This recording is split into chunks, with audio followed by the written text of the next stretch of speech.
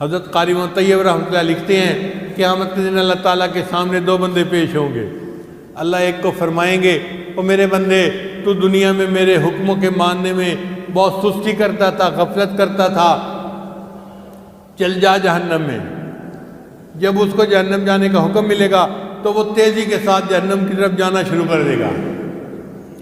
دوسرے بندے کو بھی یہی فرمائیں گے چل جہنم میں، وہ بھی جہنم کی طرف جانا شروع کرے گا، 2 قدم چلے گا پیچھے مڑ کے دیکھے گا، پھر 2 قدم چلے گا پھر پیچھے مڑ کے دیکھے گا۔ اللہ ان دونوں کو واپس بلائیں گے، پہلے سے پوچھیں گے کہ بھائی جب میں نے تمہیں کہا جاؤ جہنم میں تو تم نے تو دوڑی لگا دی۔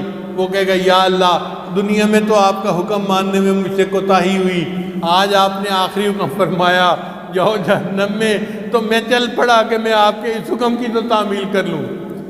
اللہ فرمائیں گے اچھا اگر میرے حکم کی اتنی عظمت ابھی بھی تیرے دل میں ہے چل میں تجھے جنت عطا فرما دوں۔ پھر اللہ دوسرے بندے کو بلائیں گے بھئی تیرا کیا معاملہ ہے؟ 2 قدم چلتا تھا پیچھے مڑ کے دیکھتا تھا، 2 قدم چلتا تھا پیچھے مڑ کے دیکھتا تھا۔ وہ کہے گا یا اللہ گناہ میں نے بڑے کیے مگر مجھے تیری رحمت سے امید بہت تھی، اگرچہ آپ نے مجھے جہنم جانے کا حکم دے دیا مگر میں 2 قدم چلتا تھا پیچھے مڑ کے دیکھتا تھا شاید آپ کی رحمت جوش میں آ جائے، پھر دیکھتا تھا پیچھے شاید آپ کی رحمت جوش میں آ جائے۔